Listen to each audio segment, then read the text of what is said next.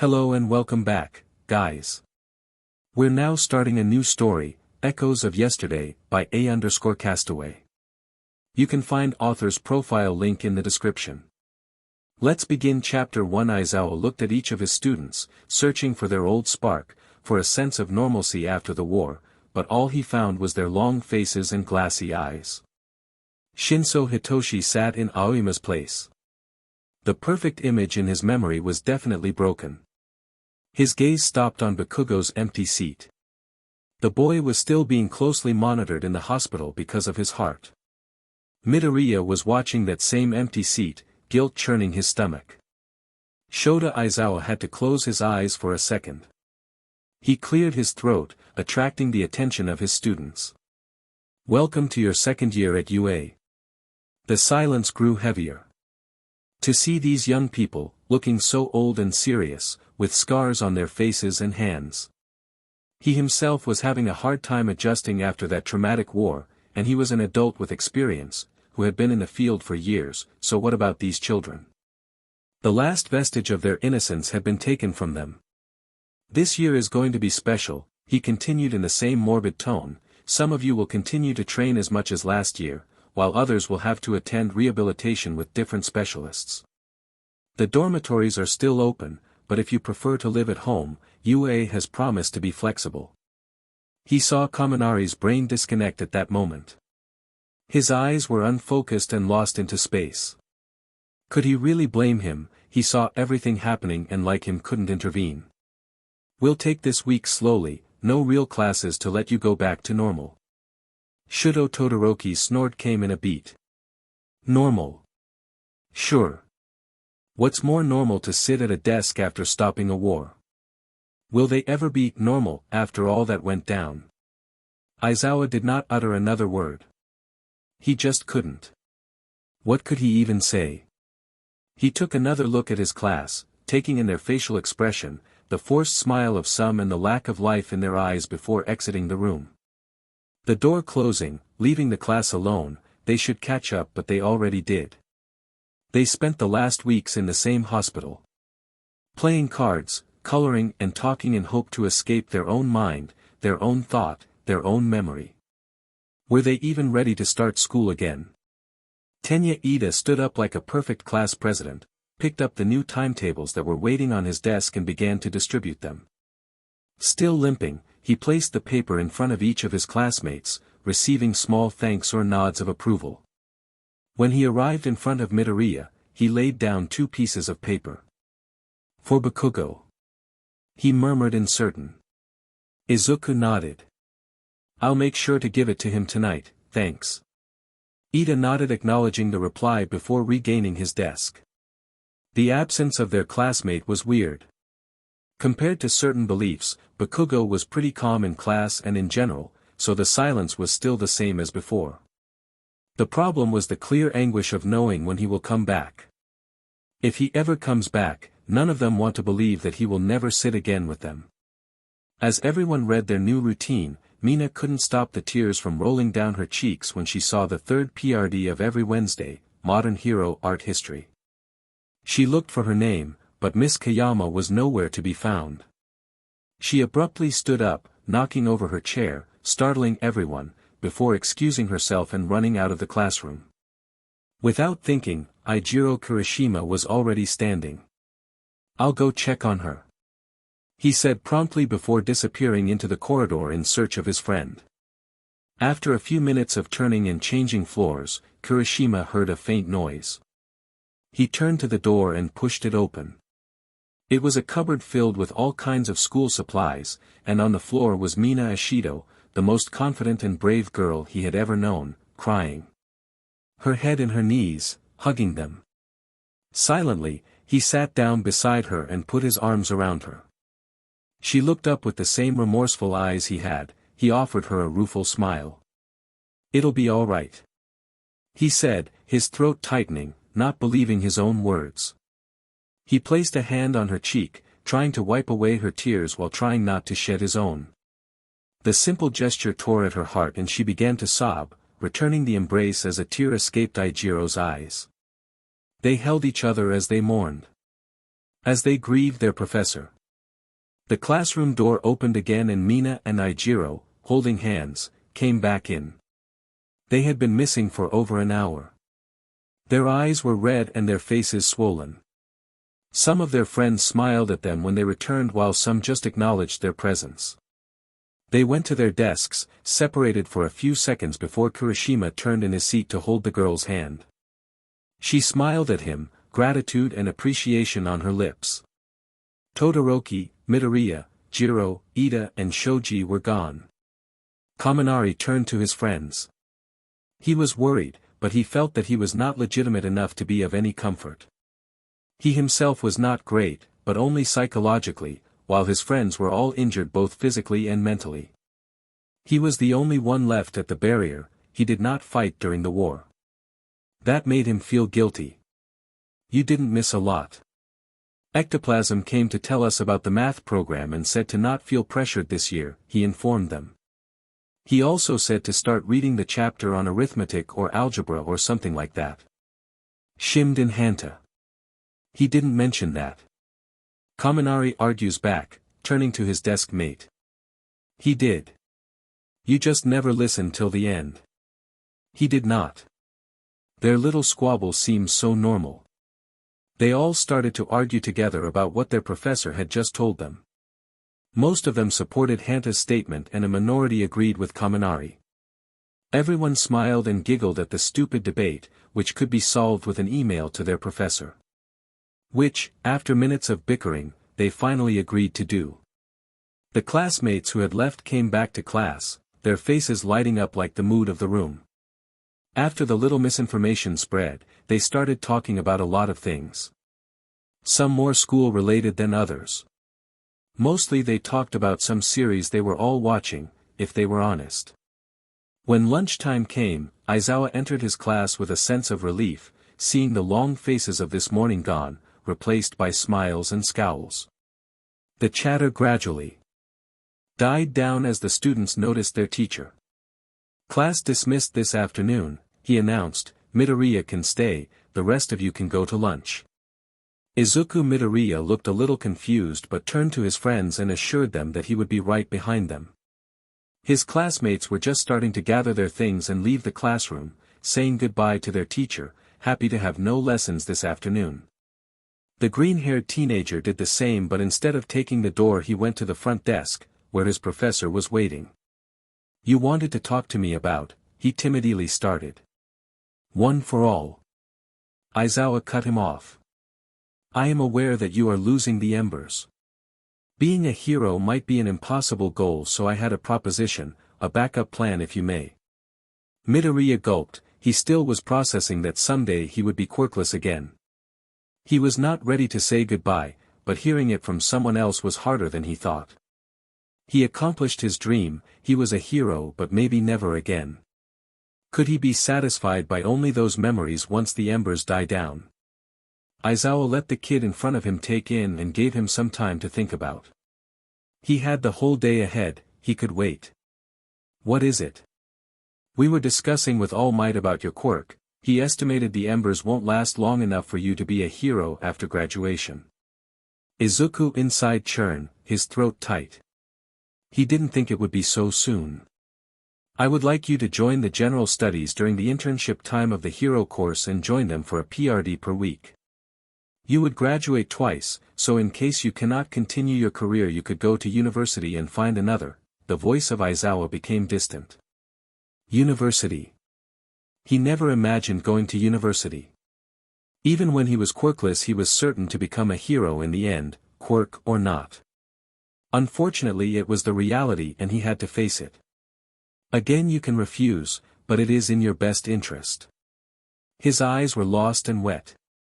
Can I give you an answer later? I need time to think. Sure. He watched as his student walked to the door, looking at his feet. Midoriya, he called, the young man turning to his teacher. Come to me if you need anything. And with a quick nod, Midoriya disappeared in the corridor. Chapter 2 Mitsuki Bakugo watched her son sleep, exhausted after his physiotherapy session. Her brave and loud little boy seemed very different now. She watched his chest rise and fall as he respired, just wanting to make sure he was still breathing.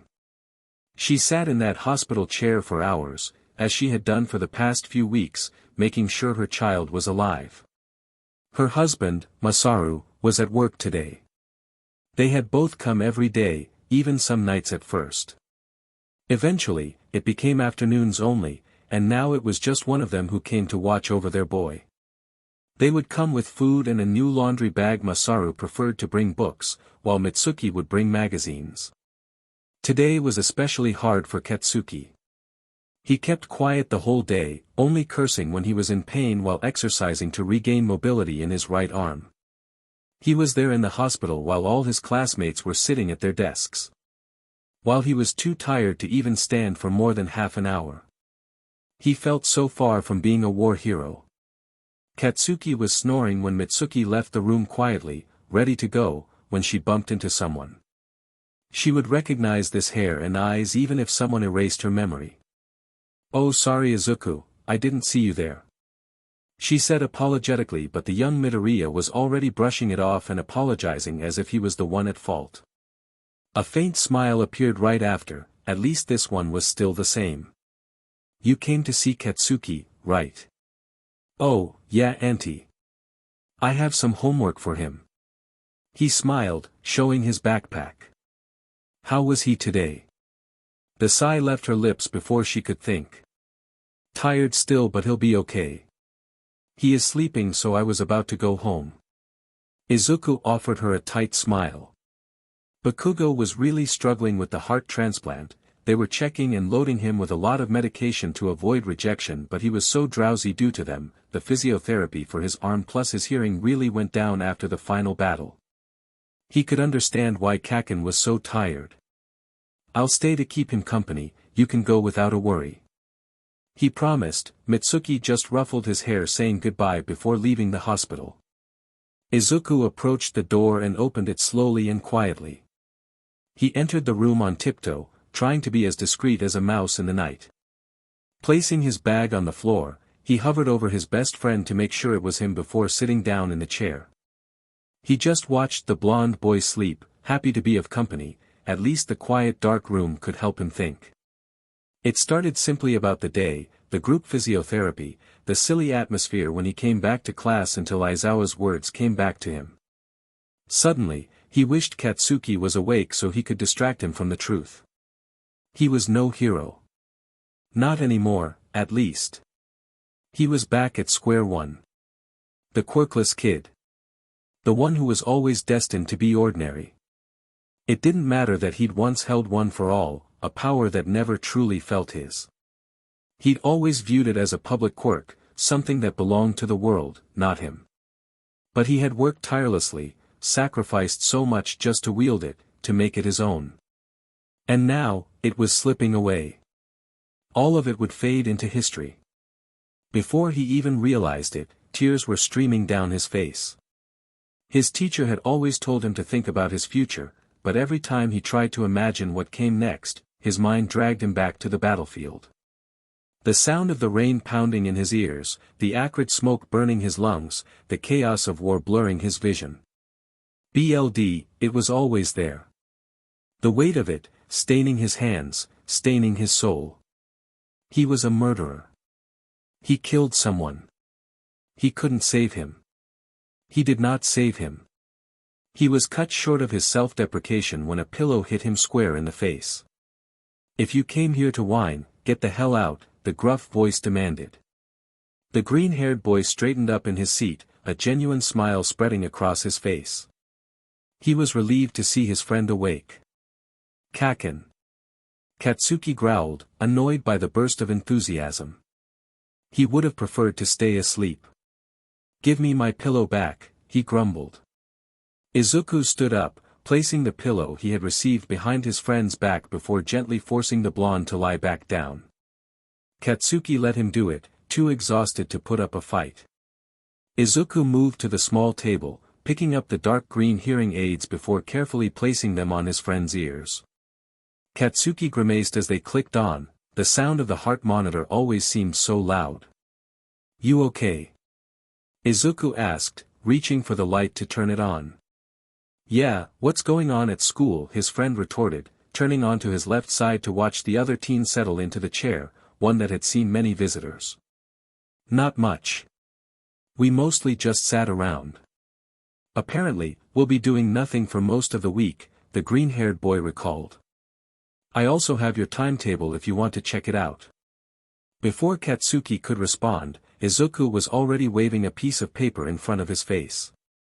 He tried to reach for it with his right arm, but it didn't move. Frustration washed over him, and he closed his eyes for a brief second. Midoriya, completely absorbed in explaining every detail of the timetable, didn't notice his friend's struggle. "And on Friday we even finish early." Izuku's eyes met the red ones of his friend and his smile failed instantly. "I'm sorry, I shouldn't have talked about school. How was your day?" He put down the sheet of paper on the nightstand, profoundly ashamed. "Shitty." The coldness of the answer left no room for discussion, but Midoriya did not let the mood die down. "Nothing new. Do you know when you will be free?" "Don't know, 2 weeks or so, but I'll have to come back here every week for checkups and SHT, he sighed. "It's not like I'll be able to train, so being here or there doesn't change anything." The green-haired teenager bit his tongue. It changed everything. He needed Kaken close to him, in his sight. He always had. He needed his friend back, maybe the other one too. They needed Katsuki Bakugo to have a real sense of normalcy, even if it was only a facade. "Come back to the dormitory." Bakugo looked at him as if he had been born yesterday. Didn't he just say that he would be stuck in this hospital for weeks, even after he was released? He was supposed to be the deaf one, not this stupid nerd. Had his brain quit without? Izuku waited for some time before a sudden realization hit him.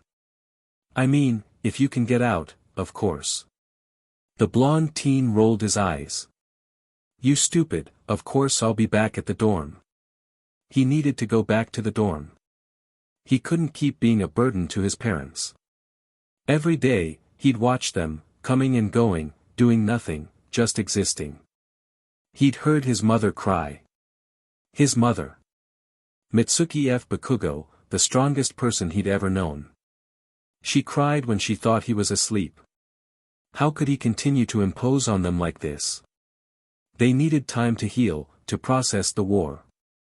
He may have been the one who almost died, but they almost lost a part of themselves, too. And now, he was the weight they had to carry. His mind was fussing, guilt creeping into his blood. Izuku could see the turmoil behind the usual scowl on Bakugo's face. It was like he was inside his head, knowing exactly what was going on. He, himself, had chosen the dorm, even though his mom begged him to stay home, to change schools, asking him to be reasonable. Even now, he didn't want to pick up the phone when her contact lit up, tired of explaining and arguing with her. "Who's calling?" Bakugo muttered under his breath, his voice rough. Turning off his phone. Izuku hesitated for a moment before speaking. "My mom." The blonde shot him a judgmental look. "Since when do you ghost auntie? Are you in your rebel phase? Didn't you have that phase when you disappeared for months as a vigilante?" The green-haired boy rolled his eyes. The teasing was clear, but he didn't want to talk about neither his mom nor his rebel phase. Both related to the war, a sensible subject for both of them nonetheless. Bakugo just wanted a reaction, a distraction from his boring hospital life. He longed to go back in time and stay stuck there, where he could be free of moving, at least for a while. Izuku understood, he'd been there before. He decided to ignore his friend's teasing and started talking about what had happened in school. They chatted for a long time, giggling at some interesting gossip they found in magazines Bakugo's mother had brought. Some nurses came in to change fluids and administer Katsuki's medications. It was almost the end of visiting hours, and Bakugo had fallen asleep. Izuku knew he had to be back at the dorm in under an hour, so he started putting everything in order, putting away the magazines, turning off the TV, and adjusting the duvet over Katsuki. He carefully passed his hand behind his friend's ears, removing his hearing aids and placing them back on the nightstand. He took his bag, slinging it over his shoulder, and made his way toward the door. Before he left, he glanced back, staring at the sleeping figure, the heart monitor beeping steadily with each beat. He sighed. Katsuki was alive. He was alive. Reassured, Izuku closed the door behind him and headed for the dorms. He had a lot to think about. He should have talked to Kaken about it, but he just didn't have the courage. He could still remember the crash of emotions when Katsuki found out the embers would eventually fade. He couldn't face him and tell him that it would happen sooner than they thought. He had to face this choice alone, it was his future on the line. Chapter 3. Surprisingly, most of Class A had decided to return to the dorms, the building as still and silent as if they had never left. Their rooms remained untouched, undisturbed, as if the world beyond didn't exist. It was as if they never truly left, their fate tethered to this place, UA, their home, the only sanctuary where they could momentarily forget the weight of everything. A cruel irony, given that this same school had been assaulted so many times in just 1 year. Was it the teachers? The comfort of being future heroes, unburdened by the reality of what lay ahead? Or was it the bonds they had forged, the friendships that promised to outlast even their graduation? Maybe it was the illusion of stability they clung to, amidst the chaos of their lives. But no matter how much they denied it, the war had cut deep, carving scars that could never truly heal. They all wore it in their eyes, in the quiet way they tried to laugh off their pain, as though pretending it wasn't there would make it disappear. They were just kids, after all. Teenagers pretending to be invincible, fooling around as if the world hadn't shattered around them just months ago. But beneath their laughter, beneath the easy smiles, you could see it, the burden of those who had seen too much too soon. They were children soldiering through a reality they had no place experiencing, caught between the joy of youth and the haunting weight of war. They had witnessed destruction, death, rebirth, and loss, all before they were old enough to understand what it all meant. And yet, they tried to ignore it. Pretended as though the world hadn't shifted. They fumbled through their days, moments of levity, a thin veil over their inner turmoil. But the truth lingered, a truth none of them could outrun. No matter how hard they tried, the war had changed them, shaped them in ways they didn't know how to understand, let alone accept. They could laugh, they could play, but deep down, they were all struggling to reconcile the innocent faces they once wore with the soldiers they had been forced to become. UA might have been their home, but the ghosts of the war were their constant companions, even if they refused to admit it. Ochako had this way of smiling, a smile that always faded into a place of utter horror. Every time she looked at someone, her gaze drifted, as if searching for something or someone just beyond them. Pain danced in her eyes, and her silence spoke louder than words. She didn't talk much anymore, and no one pushed her to.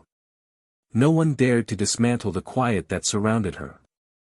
The poor girl had almost died. Her heart was still pumping the BLD of someone else. As they sat in front of the TV on Thursday, the room filled with the hum of a stupid movie, but Ochako wasn't watching it. Her eyes were vacant, lost in some distant place. It was as if the phantom of a blonde girl, someone she could never forget, lingered just over her shoulder. Regret and guilt wove through every breath she took, tangled in the quiet torment of her mind. She wasn't the only one who felt completely lost. Most of them were. Fixing the TV, watching mindlessly. It was all just a distraction, a futile attempt to escape. The colorful images on the screen, so bright and full of life, felt like a cruel mockery, offering the kind of reality they all wished for. A reality where none of this had ever happened. A reality where they could forget the price they paid. On one of the couches sat Midoriya, absent-minded, staring at the flickering screen. His mind was somewhere else, always somewhere else. He'd been lost in thought for days, the weight of uncertainty pressing down on him. Hesitating, caught between delusion and rationality. The decision to take a double diploma was an easy one, saying goodbye to his hero dreams, no matter what, seemed the only logical step if he wanted a chance at a future. But it was the hardest decision to make, not because of what it would mean for him, but because of the admission he had to make to himself, to Kaken and to others. He had become a symbol of hope for everyone else, but in truth, he needed someone to be his hope. He needed someone to show him that it was okay to ask for help, to lean on someone instead of always carrying the weight of the world alone. Yet, the fear of being a disappointment, of being rejected all over again, gripped him so tightly that he couldn't bring himself to speak the words. Both teenagers were sitting there. Empty, mind conflicted. They sat opposite each other. A thin wall building that will thicken.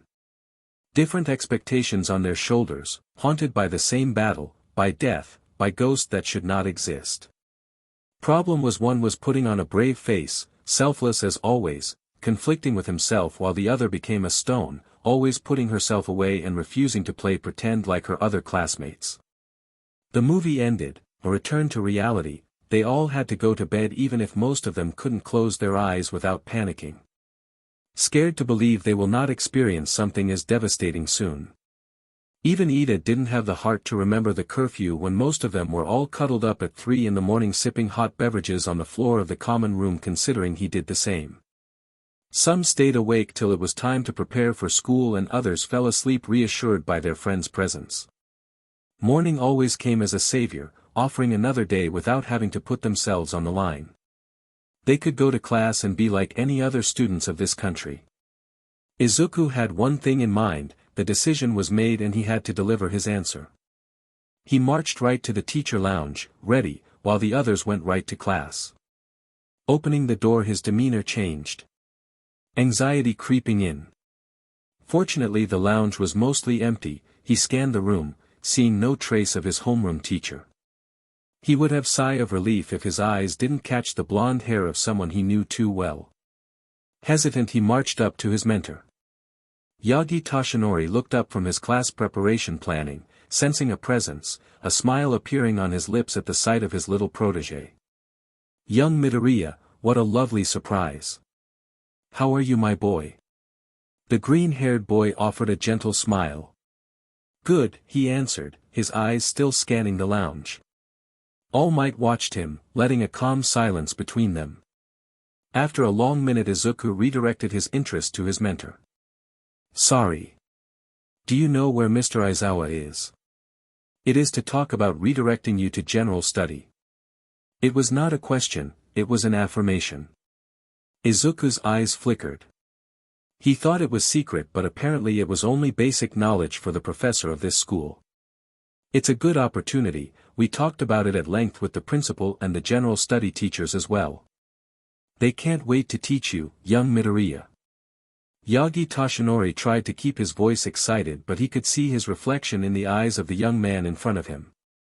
It was like seeing himself a year before when he had to renounce his career all at once too. Yes, I know, the words rolled as the truth slapped him in the face. The former pro-hero looked at his student with desolation. Even All Might, symbol of peace, couldn't be his hope, his anchor like he had been. He could only see a human in front of him, not his hero. Could you tell Aizawa that I will go through with being in the general and heroic curriculum from now on? Class is going to start. The lie was naturally frowned there as he rushed out of the door. Casually he joined Todoroki as he was passing by, offering a smile that was returned by a slight nod. They started to discuss random stuff. Till the dual quirk user stopped and turned to his friend. How's Bakugo? Okay, the green-haired boy started, continuing to walk. Just very bored and tired. Yesterday he was trying to write with his left hand and he complained about his nurse. Nothing much. Would you like to come this weekend? Kirishima and Sarah are coming. He proposed as they entered their classroom. Depend, I am seeing my brother tomorrow afternoon. Midoriya stopped. Tuya, he almost forgot about him if he was honest. He tried to decipher if it was good news or not, but the neutral expression of Todoroki seemed to indicate that it was in fact a good thing. Then we'll go in the morning, does that work with you? Yes. Midoriya smiled at him, before gaining his seat. Shoto sat quietly, getting everything he needed to follow the lesson. Ectoplasm had just entered the room and begun the first class of their program. but Shoto's mind was elsewhere. Mathematics meant nothing to him right now. His thoughts drifted, pulled back to the battle with his brother, and more than the battle, the aftermath. He remembered being carried away, transported from the field. Alone. Not even his sister was there to hold his hand. When he finally woke up, it wasn't his family at his bedside. It was Tenya. Tenya, with a bowl of soup and a book, patiently waiting for him to open his eyes. Surely, if Bakugo and Midoriya weren't trapped in their own battles, fighting in silence within their comas, he is sure they would have come too. But the absence that stung the most wasn't theirs. It was his family's. No one came. Not a message. Not even a single, careless text just to ask if he was alive.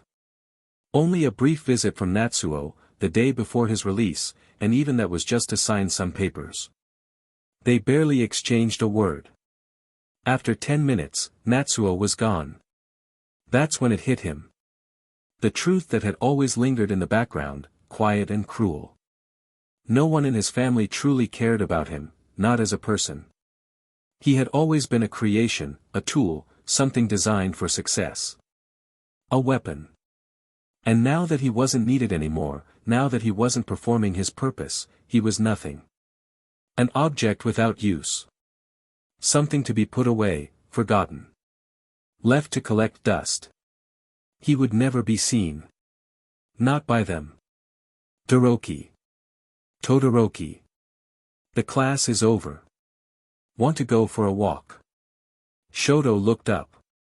Tenya Ida stood in front of him, concern softening the sharp lines of his expression. Just like that, his spiraling thoughts paused. It always happens this way. With his friends. Their voices cut through the noise. They stopped the storms in his head. And somehow, without asking for anything in return, they gave him peace. Maybe he didn't need to be a weapon anymore. Maybe he could just be Shoto. Just himself. The threat was gone. The weight he had always carried was lighter now.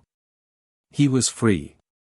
And if his family had chosen to put him aside, then so be it, because he already had a family right in front of him.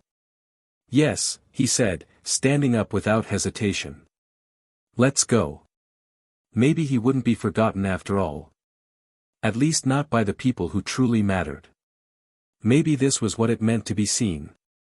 And maybe, just maybe, that was enough.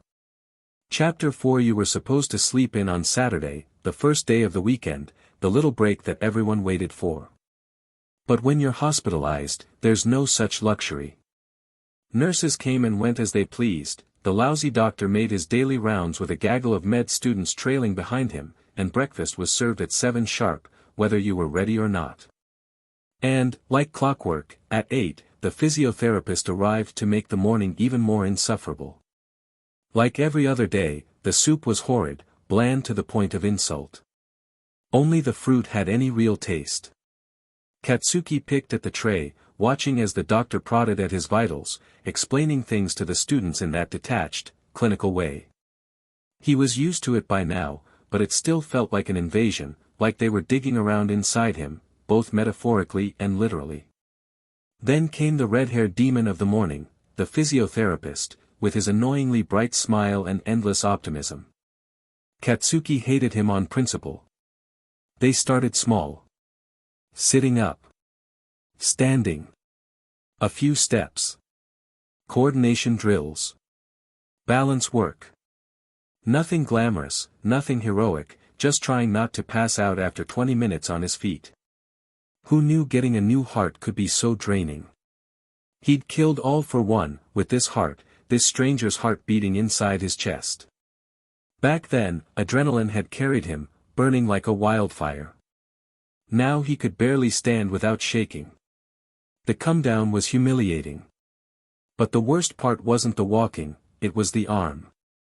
He glared at it like it was an enemy. The arm that used to explode with power now trembled with the effort of lifting a cup. If only he could benefit from a healing quirk like that DMN nerd. But quirks and transplants didn't mix, especially not something as invasive as a new heart. No, For him, it had to be the old-fashioned way, slow, grueling, and painful. They sat across from each other, a little table between them, scattered with therapy tools. Resistance bands, squeeze ball, putty, pegs. Katsuki placed his hand flat on the table, or tried to. His fingers curled in slightly, stiff and disobedient. The therapist gave a nod. Let's try opening the hand again, yeah. Slow and steady. Katsuki clenched his jaw and focused, trying to force his fingers to spread. His middle and index finger twitched, barely. That was all. He let out a breath through gritted teeth. The therapist gave him a quiet hum of approval. All right, I'm going to ease the tension a little, take off one of the bands. No, Katsuki muttered. But it was too late. The band came off, less resistance. He hated that.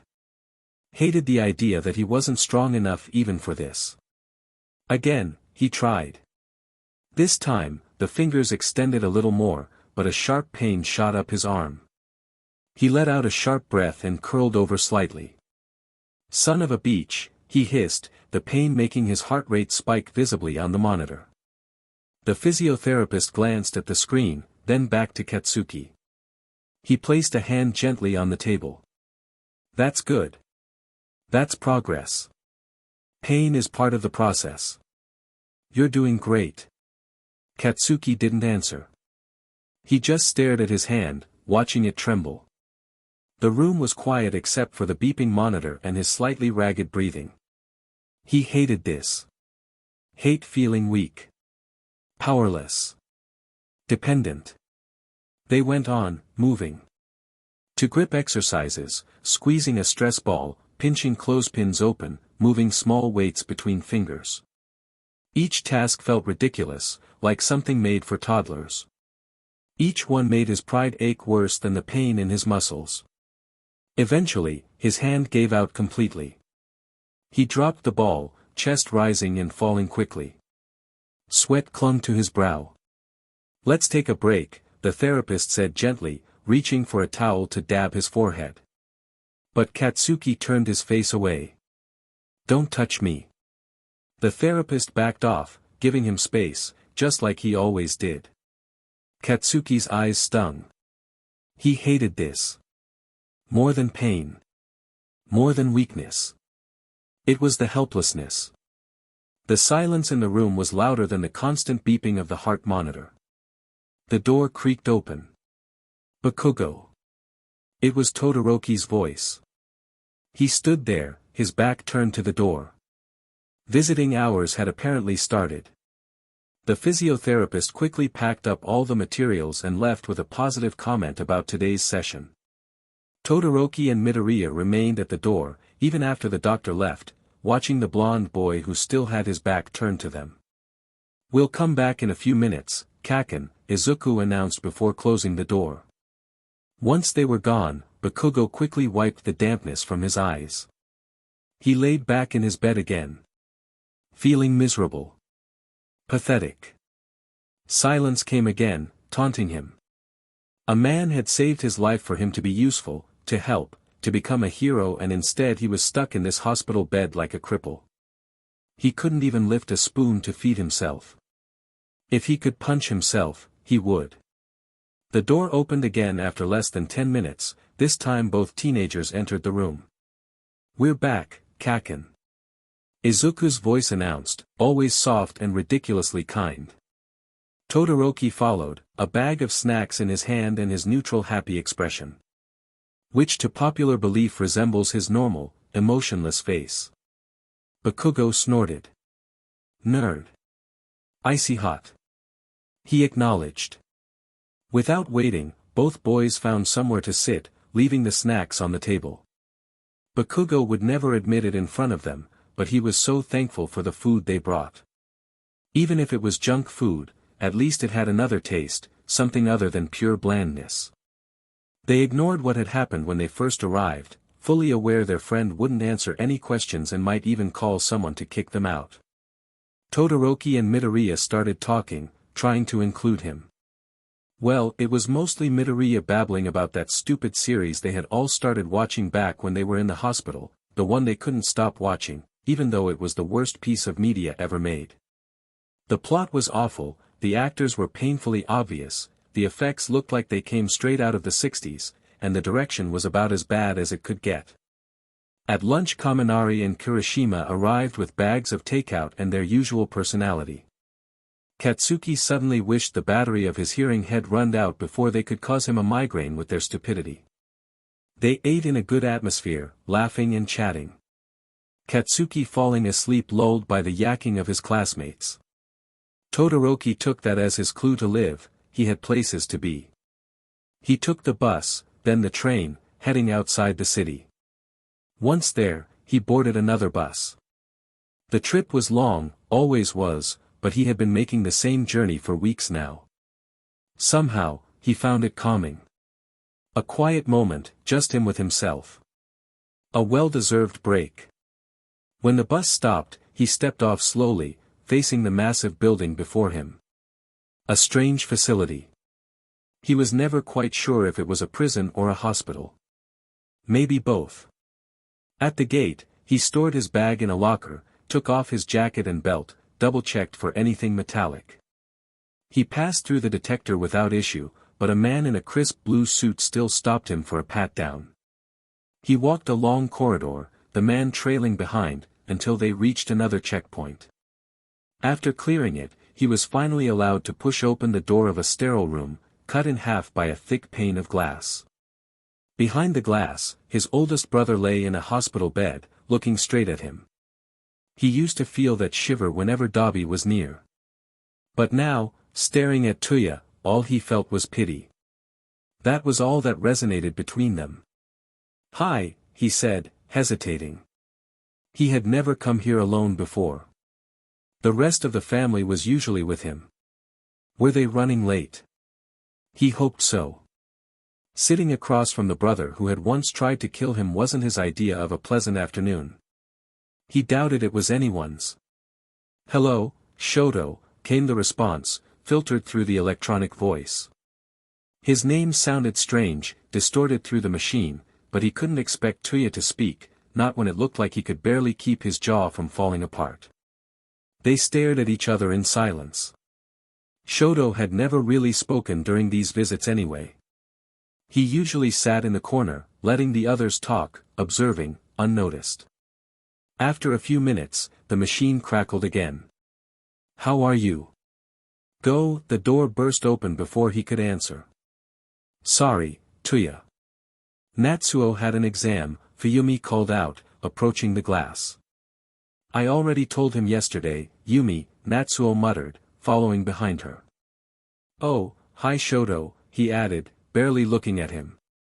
Shoto slipped into the corner, same as every other visit. Fuyumi and Natsuo did most of the talking, recounting their days, laughing at old memories. The happy ones. Ironically, he wasn't in any of them. Every story was stitched from moments that had nothing to do with him. He was just a ghost in their narrative. He knew it wasn't their fault. None of it was. It all traced back to Endeavor. But that didn't make it hurt less, to see how close his siblings were, how far he was from them. Time had passed.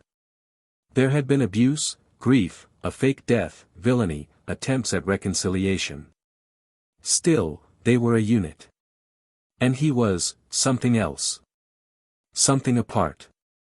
To them, he was a stranger. Maybe even the one who had ruined everything. Neither his mother nor Endeavor came that day. After 2 hours of sitting in silence, he stood and left. Staying wouldn't help. It never did. It only hurt. The trip back was the same. Bus, train, another bus. He felt heavy, but the rhythm of the journey soothed him, the passing landscapes washing over his thoughts. When he stepped off the last bus, he paused.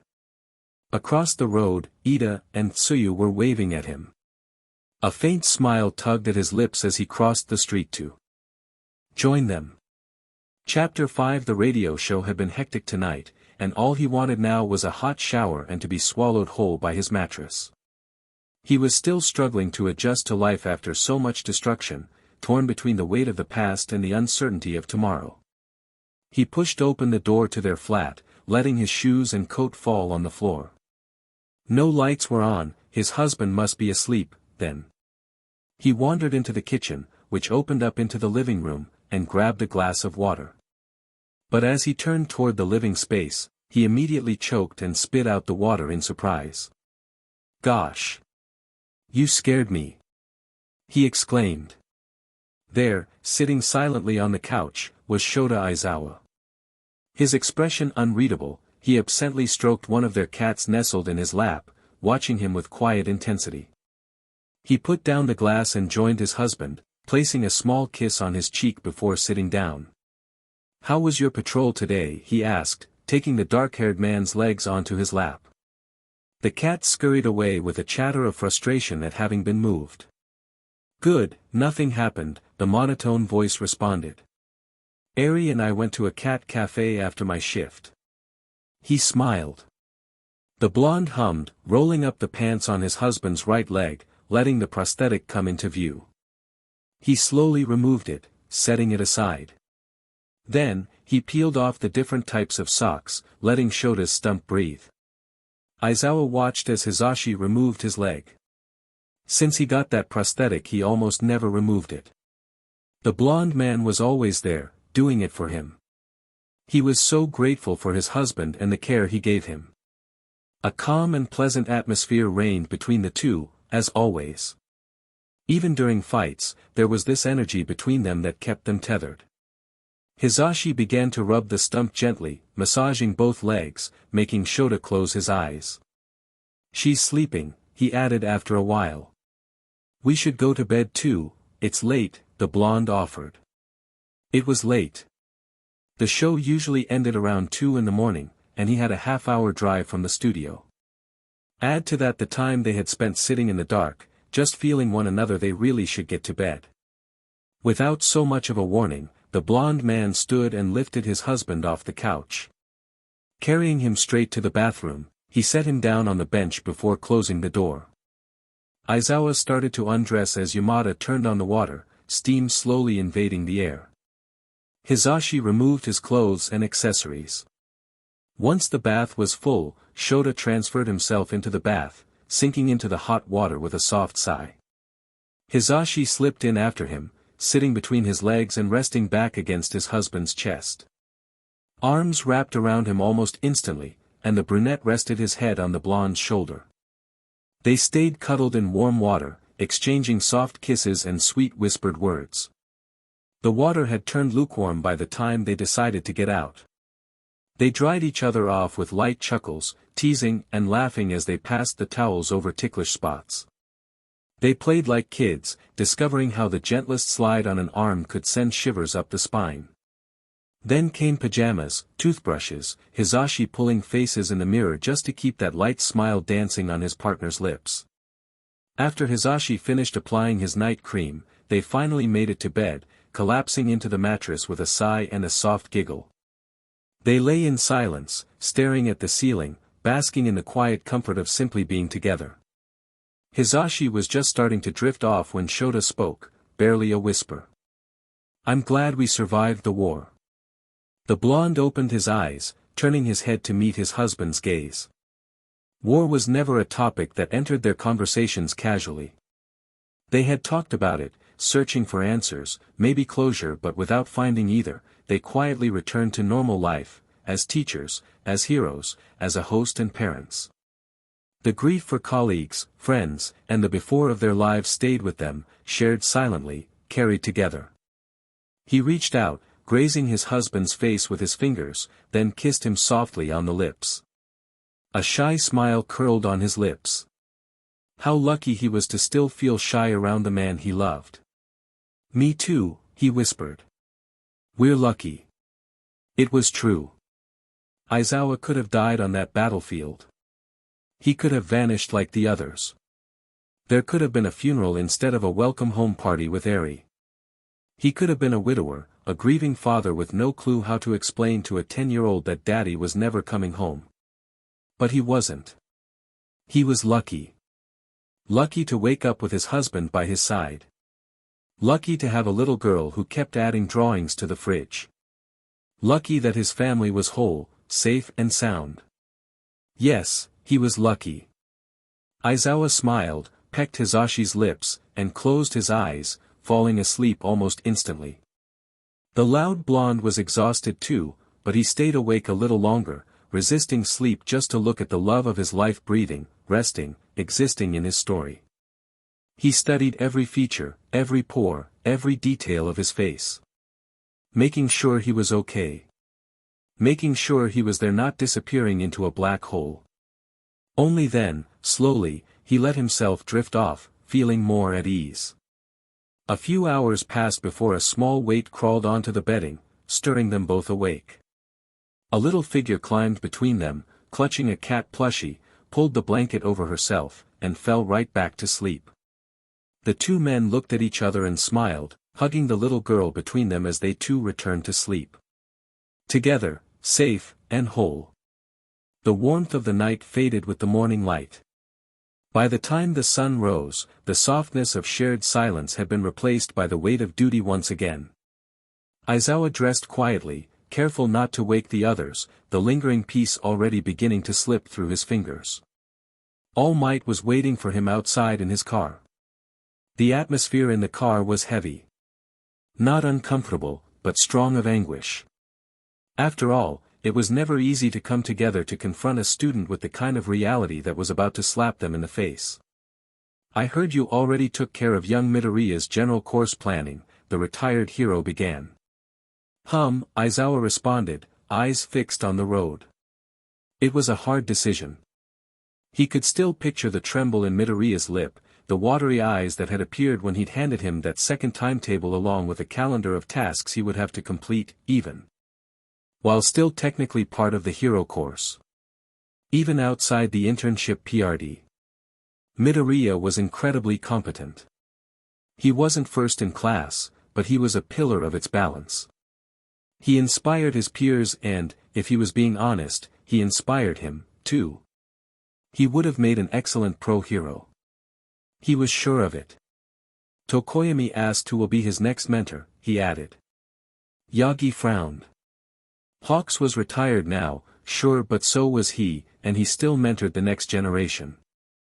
"Do you have anyone in mind?" he asked. Aizawa sighed, tired.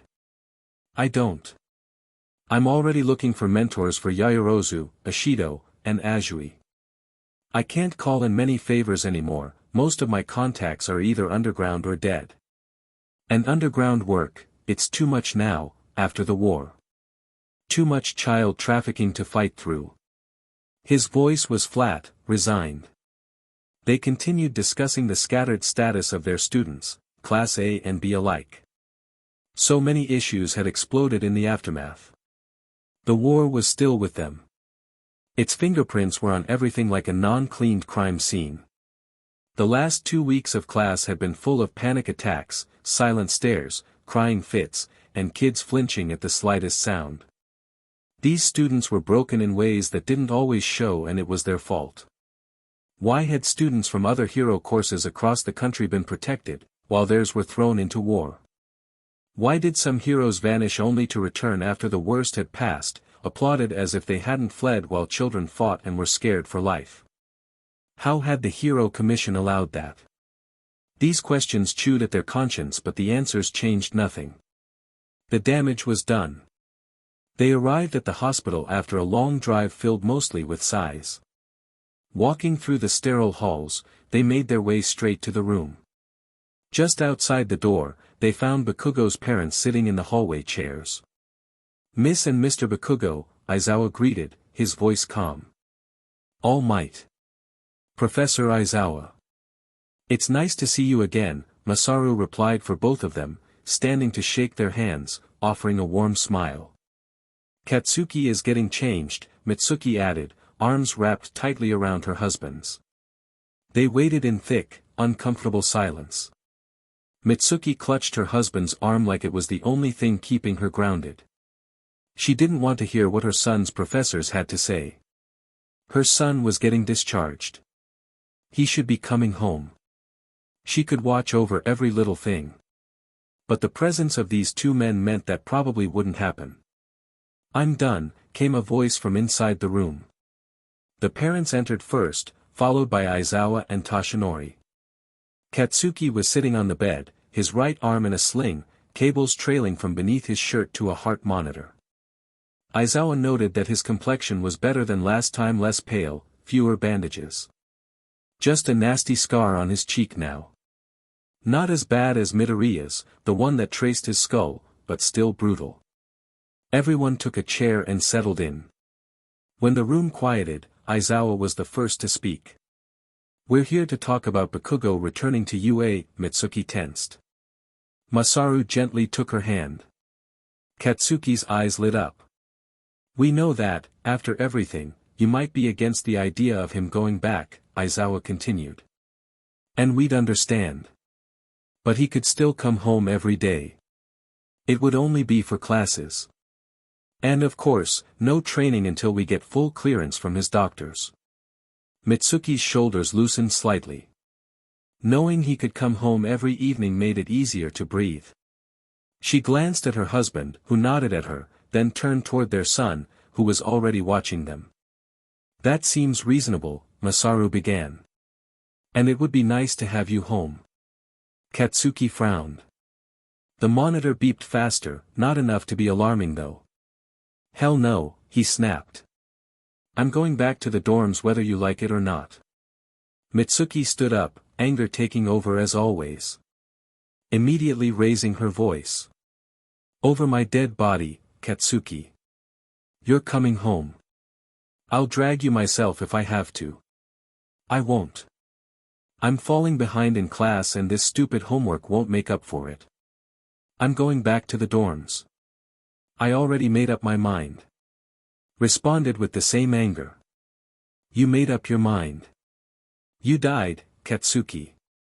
Do you even get that? We almost buried you." Her voice was trembling with anger.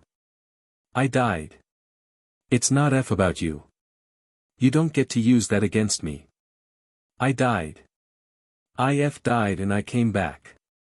Someone sacrificed themselves for me to live. You don't get a say in this. I am their legacy too.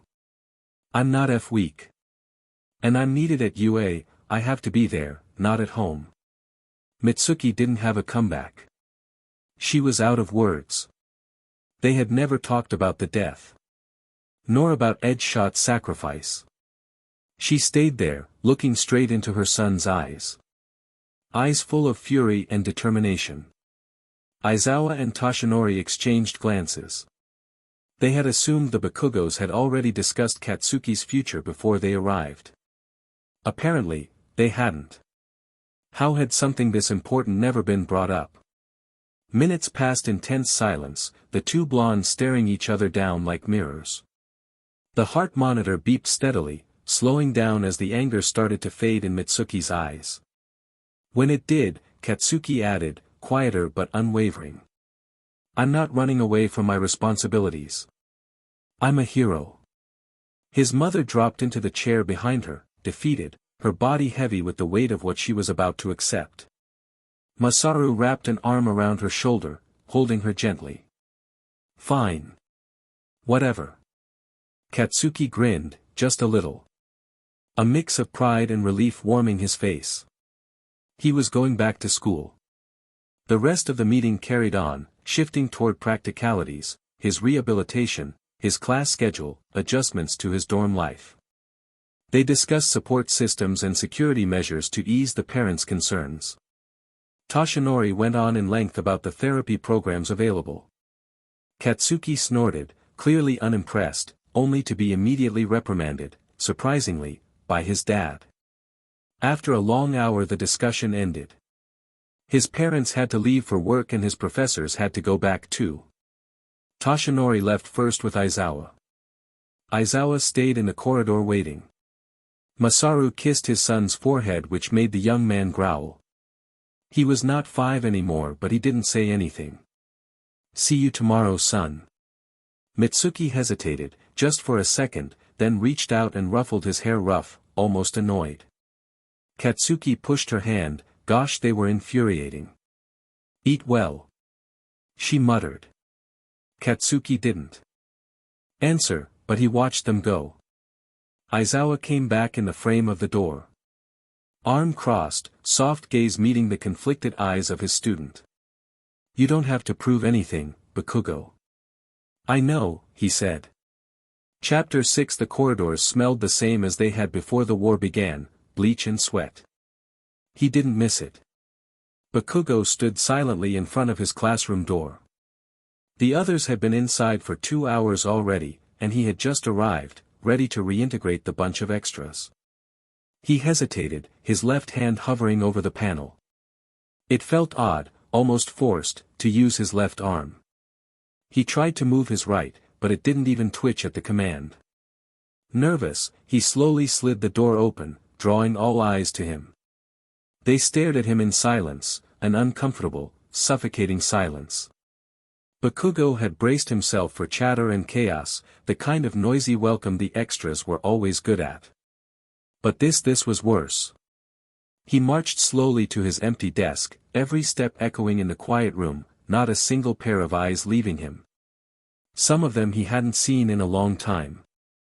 They hadn't visited, and he hadn't cared enough to chase after them, not after hearing they were fine, at least physically fine. That was enough for him. He sat down in the heavy quiet, feeling it press against his skin. Were they expecting a speech? He hadn't prepared anything. The attention prickled at him, burning in all the wrong ways. He liked attention. He craved it even, but not this. This wasn't admiration. This was pity. Compassion. It made him sick. It made him feel small. Weak. He hated it.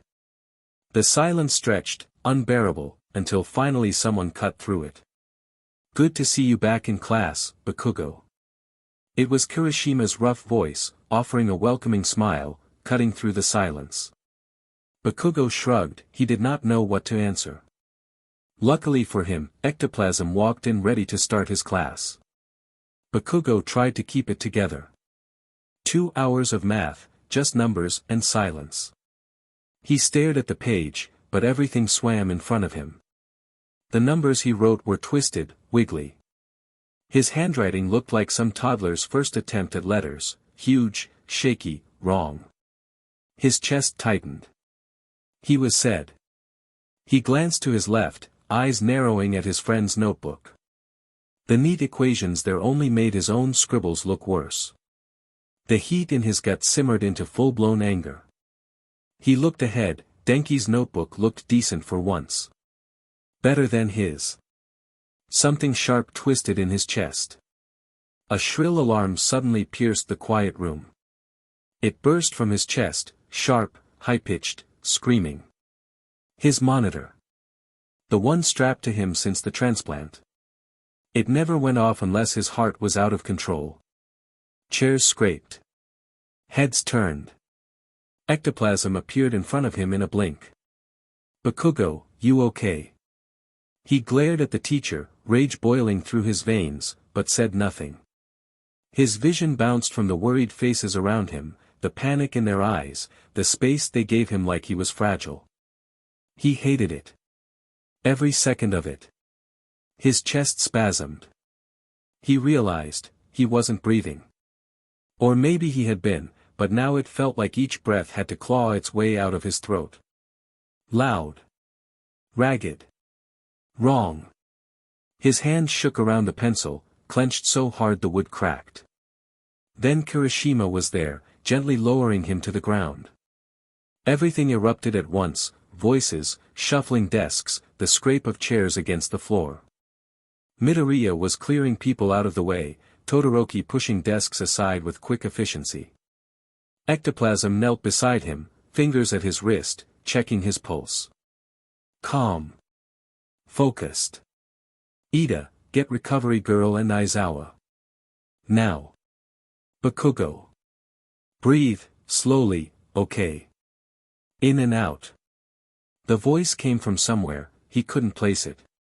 He tried, but his chest felt like it was caving in. A sharp, overwhelming pain bloomed behind his ribs, like something exploding. His vision tunneled. He didn't even hear himself scream. What the hell is happening? His head was spinning, detached and light. Then a sharp pain shot into his thigh, like he was stabbed. Everything blurred. He was lifted, weightless, someone carrying him as the chaos of the room faded behind. The room buzzed with panic and hushed murmurs. No one had gone back to their seats. No one even looked at the chalkboard. The incident had cracked through the normalcy of class like glass under pressure, leaving behind a silence too loud to ignore. Some students sat frozen. Others paced. A few whispered with wide eyes. But Kaminari didn't move. He stood still, his gaze unfocused, mouth slightly open as memory flickered behind his eyes. His usual easy demeanor gone, replaced by a quiet horror that didn't fit on his face. Midoriya had disappeared from the crowd. No one noticed him leave. Zero made his way over, weaving through the students until he reached Kaminari. He laid a steady hand on his friend's shoulder. The touch made the blonde jolt like he'd been shocked. He turned, eyes blown wide, mouth trembling. He's dead," Kaminari stammered. I didn't do anything, he's dead." The words spilled out of him like static, erratic and broken, a loop of panic and disbelief. He looked less like himself and more like a madman. Zero didn't hesitate. He cupped Kaminari's face, firm but gentle, making him meet his eyes. Wow, Kaminari. Breathe. Calm down. Look at me. The blonde blinked hard, chest heaving as if trying to obey. But the fear was still deep and real, shaking him to his core. Words still trembling on his lips, but his eyes found Zero's. I couldn't do anything, he whispered. He was right there, hey. Stop. Right now. Zero's hand stayed firm on either side of Kaminari's face, his voice low but steady. Bakugo is not dead. You hear me? He's alive. He's with Aizawa and Recovery Girl. He'll be fine. The blonde's lips parted, but no sound came out. Look at me, dude, Zero continued. Name 5 things you can see right now. Just 5. Kaminari blinked, confused. What the F did he need to talk about random things? It doesn't matter what. Go. He hesitated, but finally started to enumerate. Desk. Floor. Chalkboard. Kirishima's shoe. And, you. Good. 4 things you can touch. My shirt. This desk. My hands. Why your hands? Perfect. 3 things you can hear. Kaminari swallowed. Voices. Your voice. Umi watch. Nice. Zero encouraged. 2 things you can smell. He sniffed, shakily. Dust. My perfume. Zero nodded slowly, easing his hands away, still close but no longer holding him. 1 thing you can feel. Kaminari looked down, breathing slowly now. Fear, he said quietly. But he's okay. Exactly, Zero said softly. You're here. With me. He's fine. He will be. At the front of the classroom, ectoplasm reformed into his solid shape and raised his arms slightly to draw attention. Everyone, listen, ectoplasm said, voice calm but firm. Please sit down. I know this was frightening, but Bakugo is receiving care now. Recovery Girl is with him, and Aizawa is by his side. The tension in the room thinned just enough for people to stop being on alert. Slowly, students returned to their seats, though more than a few couldn't help glancing at the empty chair Bakugo had left behind. It was only a minor thing. Ectoplasm continued, more gently now. He's in good hands, there's no need to panic. Your comrade will be okay. His eyes swept over the room, the weight of his gaze grounding them all. The rest of the class is finished for today. Kirishima sat with his head buried in his hands, unmoving. Todoroki leaned back stiffly in his chair, staring straight ahead, lost in thought. Momo sat straighter than the rest, though her hands were clasped tightly in her lap. Her eyes scanned the room carefully, checking on her classmates. She didn't speak, but the tension in her posture made it clear, she was keeping it together for everyone else's sake. Kaminari turned back to Zero, his breathing steady now, though his face was still pale. He reached up, grasping his friend's wrist for a moment like it was his oasis in the middle of a desert. "Thanks," he said, voice hoarse. Zero gave a small nod. "Always." The quiet settled in again, but it was a different kind now. No panic. Just uncertainty. Then a voice broke through it, cutting clean across the silence. "Wait," Mineta said, frowning. "Where the hell is Midoriya?" Everyone paused. Ectoplasm cursed under his breath, this class was going to be the death of him today. No one moves. "I'll go find him. You all need to calm down." Midoriya didn't remember leaving the classroom. One moment, Bakugo was on the ground, his breath ragged, face pale, the alarm screaming. Midoriya had helped clear space. And then, he was gone. Moving fast. Through the hall, down the stairs, one hand clutching the railing like it was the only thing keeping him standing. He stumbled to a stop halfway down the third-floor stairwell, collapsing against the wall. His breath came in sharp, uneven gasps, too fast, too loud. "It hurts." He pressed his palm against the cold metal of the railing. His vision blurred, swimming. Everything was too bright, too loud, too wrong. The wall. The metal. His own chest rising and falling too quickly. "Why did you leave?" Midoriya froze, his breathing suddenly steady again. The voice wasn't his. It was cold, sinister and familiar in the worst way. His head turned slowly, eyes blown wide with disbelief. Standing at the top of the stairs was Shigaraki. Pale. Tattered. Wrong. Not real. But there nonetheless. "You were right there," the ghost sneered. "You saw him falling apart, and you ran. Some hero you are." Midoriya backed up a step, his heart screaming inside his chest. "You're not real." He whispered to himself. "You're not real." He was losing it. He had to be. Seeing things that weren't there, seeing people and hearing voices of the dead. He was going crazy. "Neither are the promises you're supposed to keep." The phantom muttered, voice warping. "You couldn't save Bakugo. You couldn't save me. You murdered me." He stated, accusing him. Midoriya's knees buckled. His hand reached for the rail again, but it slipped through his sweaty fingers. "Wow," came a different voice. "Didn't think I'd find you, the snobbish symbol of peace, of all people curled up on a stairwell having a breakdown." Midoriya flinched hard, turning toward the newly arrived person. Monoma stood a few steps below, arms folded, a smug smile already halfway across his face. But it froze the moment he saw Midoriya's expression. "Wait," Monoma said, a frown forming on his forehead. "You're serious?" Midoriya didn't answer. His eyes were still wide, locked on something that wasn't there anymore. Shigaraki had disappeared. And his words were resonating in his mind.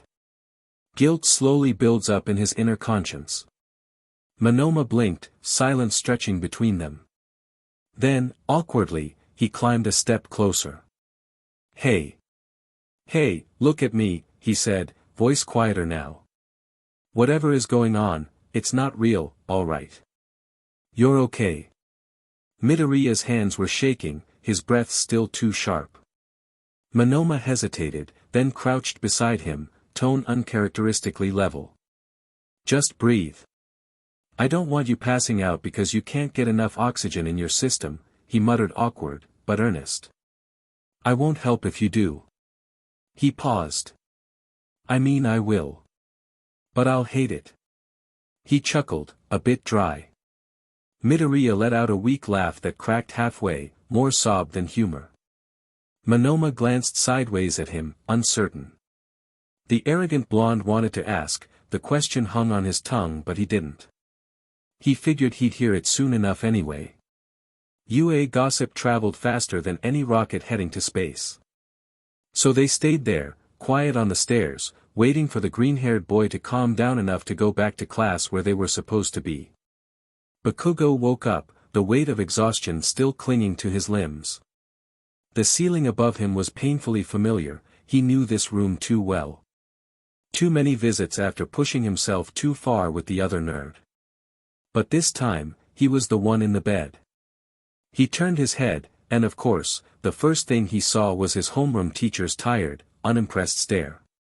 He groaned, feeling the lecture coming. What did we say at the hospital? The eraser hero asked, not waiting even a second. Bakugo rolled his eyes. That I can leave class whenever I want. Not quite. We said you leave class immediately when something feels off. I didn't know it would get that bad. Bakugo, if you can't recognize your own emotions, then maybe you shouldn't be attending school right now. What the F? Are you seriously blaming me for having basic emotions? No.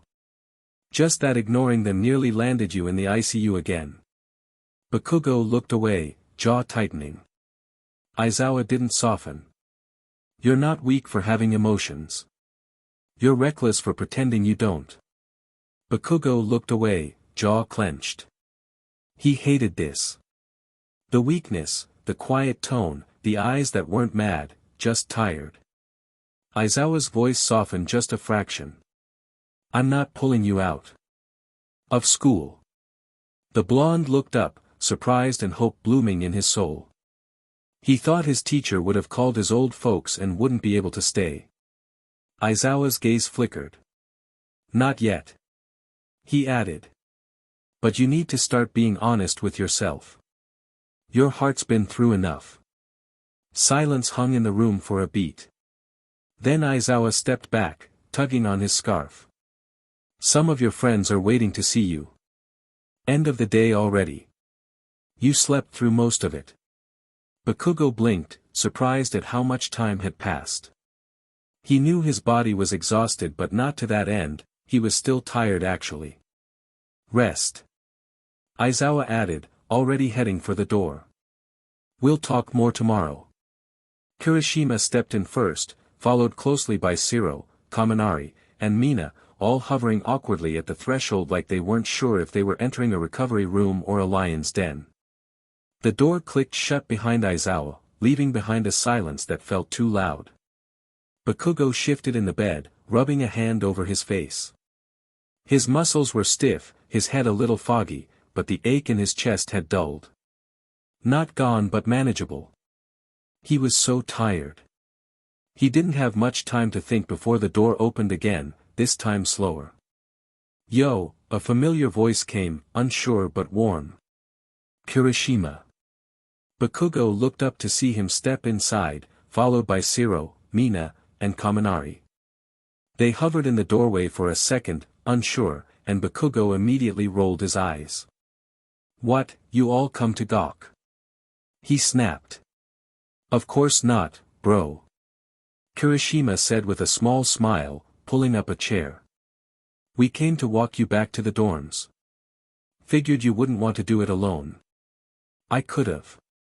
Bakugo muttered, sitting up with a wince. Yeah, but just in case you faint halfway there, we'll catch you, Shiro said with a smirk, earning a soft snort from Mina. Bakugo's eyes flicked toward Kaminari, who stood near the back, arms crossed, quieter than usual.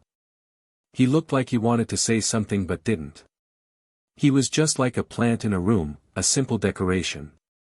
Which seems out of the ordinary. Mina walked to the end of the bed and emptied her bag onto it, candies, chocolate bars, crisps.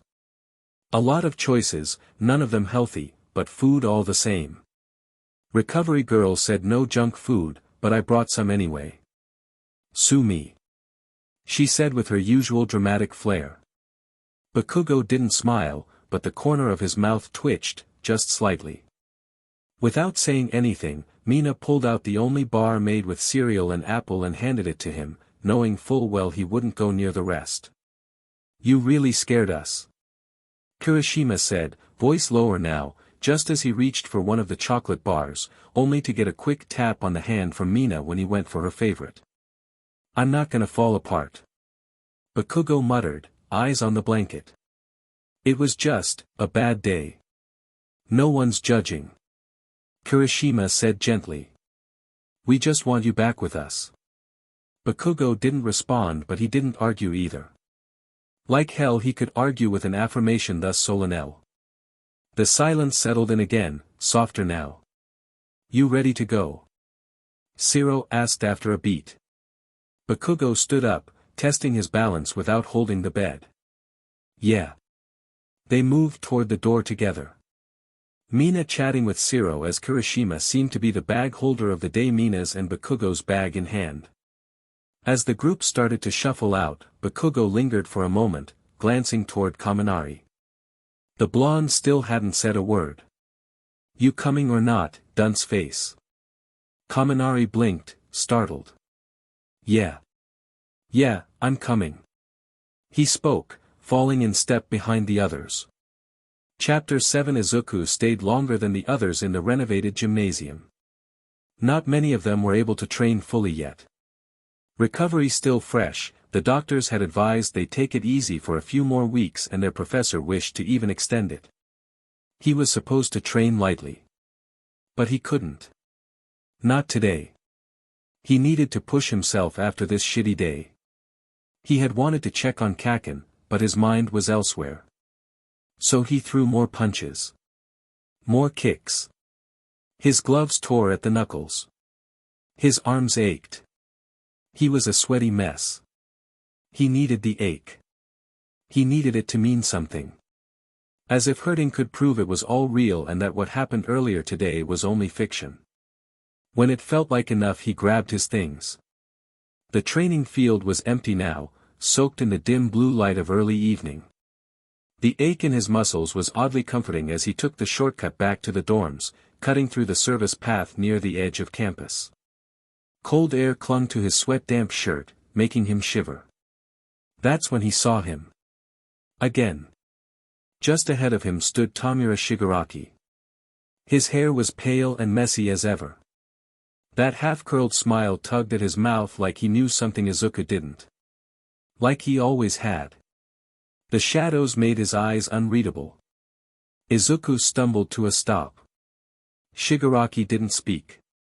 He just stood there. Waiting. Izuku's breath caught in his throat. He blinked. Still there. Am I going mad? He whispered. Shigaraki tilted his head slightly. Then, without a word, he turned and began walking slowly down the path, away from the dorms. He brushed past Izuku as he passed. Izuku spun around, needing to make sure. But he was gone. No one there. No sound but the wind and his racing heart. He stood there for a second longer, frozen in place, before bolting toward the dorms. He didn't stop until he reached the front entrance. He passed through the doors, barely noticing the people inside. Yaoyorozu was reading. Ojiro and Tokoyami played chess. Some were cooking in the kitchen. Others lounged around the living area. Izuku passed through all of it like a ghost. At his door, he paused. Closed his eyes. Took a breath. He was just tired. Imagining things. It was fine. It had to be. He opened the door. And his heart dropped. Shigaraki was there. Sitting on his bed like he belonged there, fingers laced in his lap, smiling. You're finally here, Shigaraki said softly. I was waiting for you. Izuku's throat closed. He tripped over the stuff he'd dropped earlier, scrambled up, and bolted, desperate to get away. Katsuki was lying in his bed, contemplating life with soft music playing in the background. He had been there since they got back from the infirmary. He'd shooed his friends away, pretending he needed rest, Kaminari's odd behavior fresh in his mind. The sudden rattling of his door, followed by sharp, frantic knocks, made him end his contemplation of his life.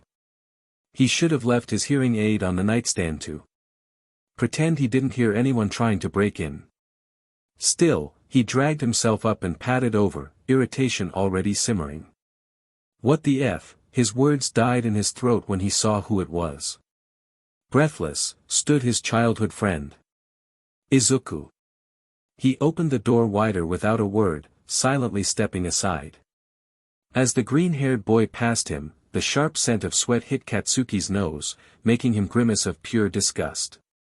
Izuku collapsed into the desk chair like his legs gave out the second he stopped running God knows where. Katsuki stood in the middle of his room, left hand on his hip, brow furrowed. "What you want?" Izuku hesitated, his eyes flickering up with wide and pleading eyes. "Can I stay here? Just for tonight? Please." Katsuki rolled his eyes, already moving toward his bed again. "Sure, whatever." He paused, then muttered over his shoulder, "Just take a DMN shower. You smell like you ran through a sewer. You'd wake the dead." Cleaned up and smelling significantly better, Izuku came back and stood there, awkwardly, like he was waiting for permission to exist. Katsuki didn't look up right away, just waved a lazy hand toward the wardrobe. "There's a spare futon under there. Same one I use when the extras get their slumber party kicks." Izuku didn't say anything, just dropped to his knees and got to work, setting up his bed. The silence was tense, loaded, but Katsuki didn't push. He waited. As Izuku smoothed the futon out, halfway through unfolding the blanket, he paused. "Kaken, hum." The OFA user paused, uncertain of his own words. "Am I a murderer?" Katsuki sat up so fast his back cracked. He stared like his friend had grown horns. "What kind of question is that?" he snapped. Then, trying to defuse the weird weight in his chest, he snorted. "Your haircut's a killer, for sure." But Izuku didn't laugh. Didn't even smile. His fingers gripped the edge of the blanket like it was the only thing keeping him grounded. His eyes were far, far away. Air heavy around them. Katsuki's smirk dropped. "Why you ask?" he inquired, quieter now. Izuku hesitated, swallowing hard. "Tenko." That one word made Katsuki's BLD run cold. The music he'd been listening to earlier had stopped at some point. Or maybe he'd just stopped hearing it. The green-haired had brought up the subject once, saying he didn't save the poor boy who just wanted freedom and to be a hero once too. Bringing similarities between the both of them. Since then, the subject kinda sunk in the bottom of his mind. "I was the one who reached him," Izuku continued, voice hollow. "I held him. I told him it was okay, that it was over. That he could stop fighting." Katsuki didn't say anything. Just listened. Watching his dearest friend crumble in front of his eyes like he did so many times before now. "He smiled at me," Izuku went on, hands trembling now. "And I killed him. I ran like I ran today. And he was there too, I killed him." Izuku looked up, finally meeting Katsuki's eyes. The blonde stood up, slow and tense, walking over until he stood just in front of the futon. He crouched down, forcing Izuku to look at him properly. "That's not murder," he said, firm. "That's mercy. You freed him." He put an honor point to ignore today's event, so the last bit of the nerd's breakdown was dismissed from part of his brain. Izuku blinked rapidly, tears gathering but not falling yet. It was hard for the blonde to understand Shigaraki, the guy who kidnapped him and infliged him so much trauma. It is hard for him to feel sorry for him. He could understand but not forgive nor forget. "You didn't kill Tenko," Katsuki went on, jaw tight. That BSTRD did. Even before you were born. You were the only one who gave him peace. But I didn't save him. You did. Katsuki said. Just not the way you wanted. Izuku broke then, shoulders shaking as silent sobs took over. He tried to hide his face, but Katsuki just sighed and sat down beside him, close enough to feel the heat coming off him. Stop beating yourself up for doing the right thing. He muttered, reassurance not his best quality making him feel wrong, he added. Or I'll start doing it for you. Izuku let out a half sob, half laugh into his sleeve. And Katsuki stayed right there, not knowing what to say or what to do more. His own words resonating in his mind, he felt free once he had died too, but he couldn't voice it. When the music came back to his ears, he realized that Izuku had stopped crying, sniffling with elegance, whipping his nose in his sleeve, in Katsuki's sweatshirt sleeve to be exact. The blonde grimaced watching the nerd soiling his belongings. Let's sleep. Katsuki declared, climbing back into his bed and pulling the covers up, tossing an arm over his eyes. Izuku didn't respond, agreeing that the night kept on getting shorter by the second. He just curled himself in the futon and pulled the blanket over his shoulders like a shield. Silence again. The music fading to an end. Thanks, Kaken. A whisper came, barely audible. Katsuki didn't respond this time. He hadn't heard, his hearing aid discarded on his side table. But he didn't fall asleep for a long while either. Izuku stayed in Katsuki's room again the next night. He didn't ask. He just stood in the doorway like he wasn't sure if he was allowed to enter. Katsuki, sitting at his desk, just jerked his chin toward the futon without even paying attention. And it happened again. And again. It became a routine. Izuku's room stayed untouched, except for when he went to grab new clothes or supplies. Nights belonged to Katsuki's well-organized and quiet room. The futon stayed unrolled. A spare hoodie hung off the back of the chair. 2 toothbrushes in a cup now. Tenko, Tamura Shigaraki had disappeared from his sight. Shoto Todoroki was observant. He noticed right away that his 2 best friends were having sleepovers. At first, he was wounded not to have been invited. He'd wanted to ask if he could join, he needed a break from his own routine. At least Midoriya was hanging out with them every day, like the good old days, but Todoroki saw how his gaze kept searching every corner, like he was trying to escape something. He also picked up on the strange dynamic intensifying between the duo. One was always watching the other, catching glances while the other was busy doing something else. Midoriya was like clockwork. Every half hour, his eyes drifted toward the blonde. Fear, then relief. So Todoroki started watching too. He made a point of tagging along wherever his friends went. He didn't want to be alone. And figured maybe they didn't either. Tenya was always there too, sticking close. Studying with him after training, waking up early to accompany him for his daily morning run. The only one missing from their quartet was Uraraka. Outside of class, she was barely around. At lunch, she disappeared. The dorms. Nowhere. It was like she was pressing pause on life. He and Ida had tried to talk to her, but she always vanished before they could ask anything. Ida was organizing study notes again tonight. It was comforting, repetitive. He liked order. Lately, everything had felt too quiet, even for him. Shoto was watching him with insistence this time too. Can I ask you something? Ida looked up. Of course. What's troubling you? It's a bit everyone. He said. They're not doing well. Ida's face shifted. We just went to war, it's to be expected. Yes, but, he frowned. We're alive, we should enjoy the last of our teenage years now. Ida paused. Todoroki was not wrong, the war was finished and the damage was not their responsibility anymore. He understood why everyone was down, but it was a hard concept for the dual quirk user to grasp. his father's education still deep-rooted in his soul even if he was trying to unlearn and learn. "Do you have an idea?" the class representative asked, readjusting his glasses on his nose. "I want to do something." Shoto nodded. "Something simple. Something light. Just a small group thing."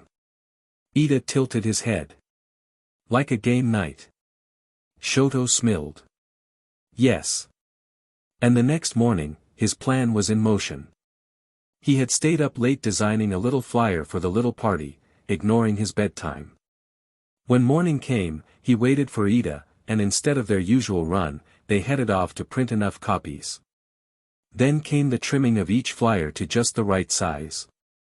Ida had only smiled. Seeing Todoroki trying to bring people together was refreshing. He remembered the lonely, self-driven boy from their first year. It was good to see him changing for a better version of himself even after everything he'd been through. They arrived in class before anyone else, while the cleaning staff were still wandering the halls. Together, they placed a flyer on every desk, double-checking that no one was missed. Each invitation was loud with color, decorated with dice and balloons in bold tones. No one could possibly ignore the vibrant little piece of paper sitting on their desk. Ida glanced down at his hand, still holding a stack of the horribly designed flyers. "What do we do with the rest?" he asked. Todoroki frowned, not quite getting the question. "It's for Class B," he replied, with just a touch of sass. So off they headed to Class B, leaving a flyer on every desk there too. Students began to arrive. Tsuyu was the first to walk into the classroom, her eyes landing on the vibrant piece of paper sitting on her desk. A small smile formed on her face as she picked it up, carelessly dropping her bag to the floor. Right behind her, Momo entered. She picked up the flyer with a curious expression that quickly turned into a smile. The room slowly filled, and with each new arrival, Todoroki and Ida quietly watched from their spot. They took in the reactions, the grins, the surprise, the small bursts of laughter. Even Bakugo let out a low snort, muttering something about the ridiculous font, though he kept the flyer tucked into his English textbook. The plan was in motion, and it was working. Pride warmed Todoroki's chest in a way he wasn't used to. He couldn't wait for class to end so he could get everything ready. Maybe tonight will be the best night in a long time. And so, he prepared. With Ida roped into every task. From lifting tables to blowing up balloons to unpacking board games, there was no rest for his poor friend. But Ida followed through, of course, because Todoroki asked. He couldn't say no to him for some reason. Kaminari, Ojiro, and Tokoyami passed by at some point. Without much ceremony, Todoroki handed them bags of snacks and asked if they could help set up. They agreed, not really having much of a choice, and soon enough the room was coming together. Snacks were spread out across tables, paper cups stacked beside soda bottles, and warm takeout from the noodle shop down the road waited in the kitchen, filling the space with the comforting smell of broth. An hour passed, and the sun slipped lower outside the dorm windows. One by one, students returned, showered, relaxed, dressed in their coziest pajamas. The energy was softer now, filled with the kind of ease that only comes after a long day. People chatted as they moved around the room, claiming tables, greeting each other, laughing already. Todoroki stood off to the side, mostly unnoticed, content to observe. He watched as the first student from Class B entered the room, looking a little unsure at first. But then someone waved them over, and just like that, they were folded into the crowd like they'd always belonged. A sense of calm settled over him. This was working. People were happy. Together. Jairu found him not long after, slipping through the crowd until she stood beside him. Without a word, she gently took his arm and began guiding him through the room. "Come on," she said with a crooked smile. She led him to one of the tables, where Bakugo, Kaminari, and Momo were already locked in a chaotic card game. The table was a mess of snacks and cards and half-empty cups. Todoroki hesitated for a moment, then sat down. Joining the next round. He smiled softly. And for the first time in a while, he felt like he truly belonged. His chest was full and breathing was finally easy. Monoma joined after a few rounds, slipping into the seat next to Bakugo without a word. He murmured something low to the other blonde, who sighed and rolled his eyes but didn't argue. Monoma gently took Bakugo's wrist between his fingers, counted his pulse, then let go. It was casual. Like it always happened before. Maybe this was their new normal. Ochiko sat near the edge of the group, curled up on one of the sofas with her knees tucked tightly to her chest. She smiled when others did. Laughed once or twice. But she never reached for the snacks. Never picked up a card. Her eyes wandered constantly searching or trying to focus on anything but the noise around her. At one point, Izuku held out a card in her direction. "Wanna join this one?" he asked, hopeful. She shook her head gently. "I'll watch." Midoriya didn't press. He turned back to play with Shiro, Mina, and Tsuyu. From where he sat, Shoto caught it all. His